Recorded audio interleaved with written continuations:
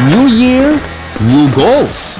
The beginning of the year is a fresh opportunity to make wise choices in these changing times, be it in savings, opening a business, or simply taking care of our greatest asset, our health. How do we begin in our vision to become wealthier and healthier this 2024?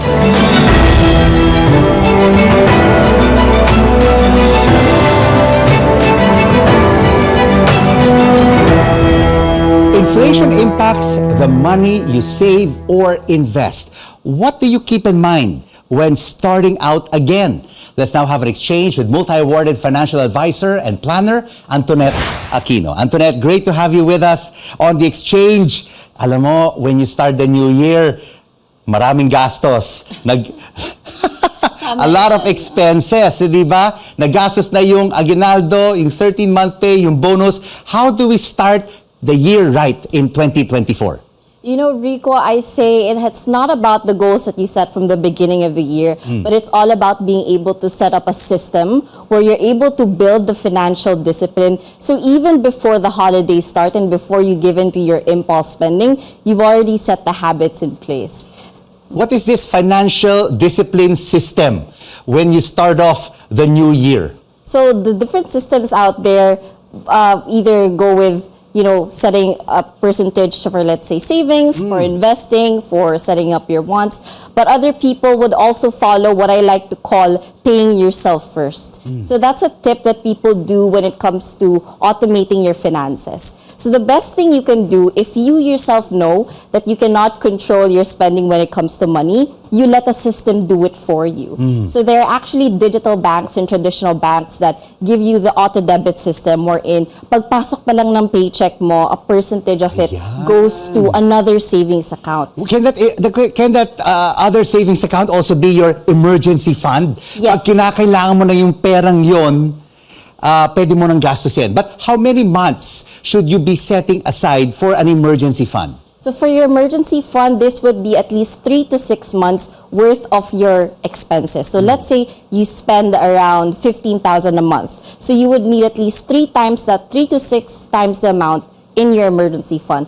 But I would say for breadwinners such as myself, I save up at least 1 year worth of expenses. That way when, knock on wood, another pandemic comes, we are prepared and we know that we won't be in financial ruin. But of course, Antonette, sometimes it's so tempting, no? You see that money grow in your emergency fund account up from 6 months to a year.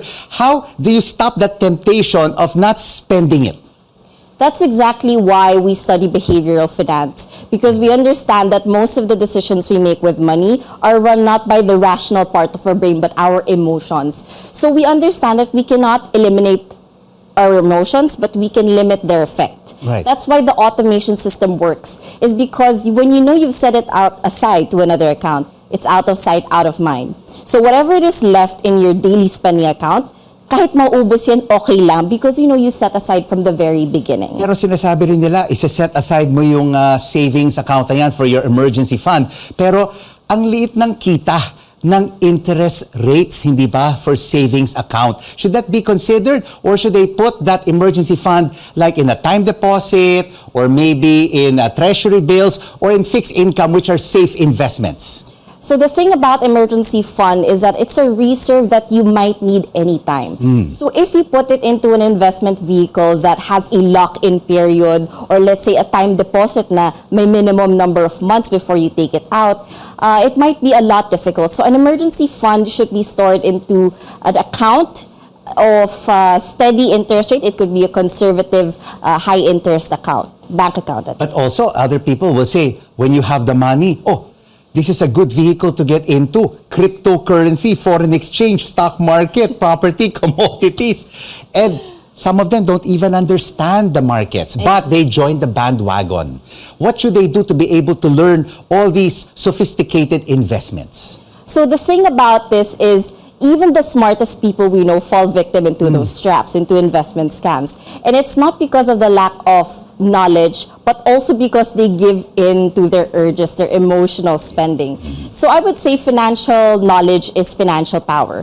When you are a student of the market, when you understand its risk and you do a financial assessment, of your investment profile, then you become more picky and you become a bit more conservative before getting into high-risk investments. You have to be rational, no? Exactly. When you make investments, not irrational, and just don't jump in if you don't understand the investment vehicle. Exactly. But let's say if you have extra money, let's say 50 to 100,000 pesos, where should they be putting their smart money?